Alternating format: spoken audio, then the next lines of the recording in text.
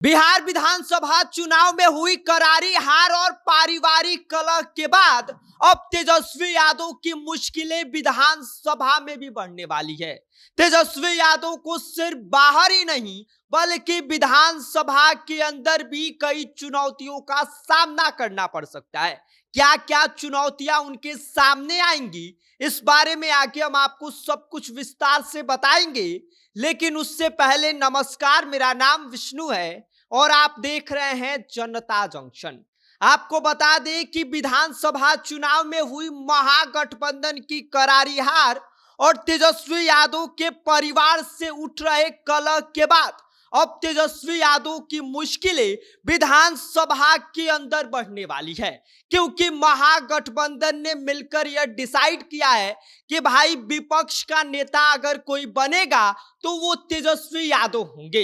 हालांकि तेजस्वी यादव महागठबंधन के विपक्ष के नेता बनने से इनकार करते रहे, लेकिन लालू यादव और बाकी विधायकों ने मिलकर उन्हें इस चीज के लिए मना लिया कि भाई आप विपक्ष का नेता बन जाइए। जिसके बाद तेजस्वी यादव फाइनली विपक्ष का नेता बनने के लिए मान गए हैं। इस बार तेजस्वी यादव विपक्ष नेता की भूमिका में दिखेंगे। इसके साथ ही पिछली बार भी तेजस्वी यादव विपक्ष के नेता की भूमिका में रहे, लेकिन इस बार विधानसभा चुनाव में हुई महागठबंधन की करारी हार के बाद तेजस्वी यादव के सामने कई चुनौतियां हैं, जिसमें सबसे पहली चुनौती है कि विपक्ष का असर अब विधानसभा के अंदर उतना नहीं होगा जितना कि 2020 से लेकर 2025 के बीच विधानसभा में दिखाई दिया है। इसके साथ ही आपको बता दें कि तेजस्वी यादव के सामने दूसरी बड़ी चुनौती यह है कि भाई जितने भी दल हैं उनको एकजुट करना, उनको एक साथ लाना, यह सबसे बड़ी चुनौती होगी। विपक्ष को भी साथ लाना उन्हें पूरा पड़ेगा। इसके साथ ही आपको बता दें कि पार्टी के साथ साथ पारिवारिक जो कलह चल रही है उसको साइड करके उनके बीच भी समन्वय और समझौते के साथ सारी चीजों को मैनेज करना बहुत जरूरी होगा, क्योंकि रोहिणी आचार्य और तेज प्रताप यादव के पार्टी और परिवार दोनों छोड़े जाने के बाद महागठबंधन और खासकर स्पेशली राजद पर गहरा प्रभाव पड़ा है, जिसकी वजह से इन्हें करारी हार का सामना बिहार विधानसभा चुनाव में करना पड़ा, जिसमें एक कारण तेज प्रताप यादव बने और रोहिणी आचार्य के पार्टी और परिवार छोड़ देने के बाद से राजद के अंदर जो भी कार्यकर्ता है, जो भी राजद के चाहने वाले हैं, उनके बीच एक असंतोष फैला हुआ है, जिसकी वजह से पूरा माहौल बिगड़ गया है।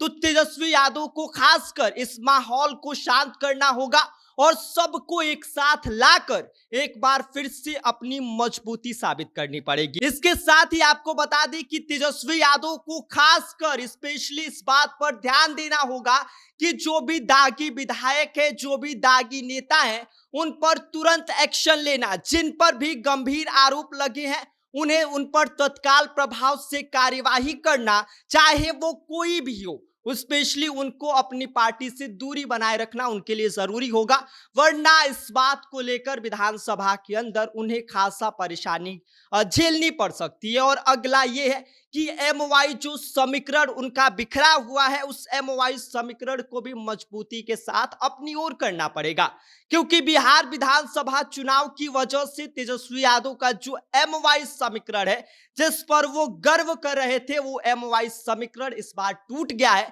तो इस बात को भी खासा तेजस्वी यादव को ध्यान देना पड़ेगा। और खासकर तेजस्वी यादव ने जो वादा किया था वो वादा भी बुरी तरह से फ्लॉप निकला, तो स्पेशली उन्हें इस बात का भी बाकायदा ध्यान रखना पड़ेगा कि जो उन्होंने वादा किया है उस पर लोग विश्वास करें। तेजस्वी यादव ने कहा था कि भाई हर घर हम नौकरी देंगे, लेकिन उनका जो यह वादा था यह बिहार चुनाव में बुरी तरह नकारात्मक प्रभाव डाला, जिसकी वजह से महागठबंधन का पूरा परिणाम पलट गया। इसके साथ ही जो उनकी स्पष्ट रणनीति है उस पर काम करना होगा, इसलिए क्योंकि 2020 के चुनाव में तेजस्वी यादव के पास 75 विधायक थे। तेजस्वी यादव के पास एक मजबूत पकड़ थी विपक्ष के नेता के तौर पर और नंबर 1 की पार्टी राजद थी, लेकिन इस बार उनको जो सारे दल है सबको साथ लेकर चलना, क्योंकि उनके पास सिर्फ 25 सीटें हैं और महागठबंधन की कुल मिलाकर 35 सीटें हो रही हैं। तो इस तरह से सबको साथ लाना और साथ लेकर चलना इस बार तेजस्वी यादव के लिए मुसीबतें खड़ा कर सकता है, क्योंकि सारे जो दल है उनके बीच असंतोष फैला हुआ है। तो उनको साथ लाना और साथ लेकर चलना एक बड़ी तेजस्वी यादव के लिए उपलब्धि इस बार के चुनाव में मानी जा सकती है। इसलिए उपलब्धि क्योंकि इनको साथ लाना भी एक अहम चुनौती है, जिसकी वजह से विधानसभा में उनकी बातें सुनी जाएगी।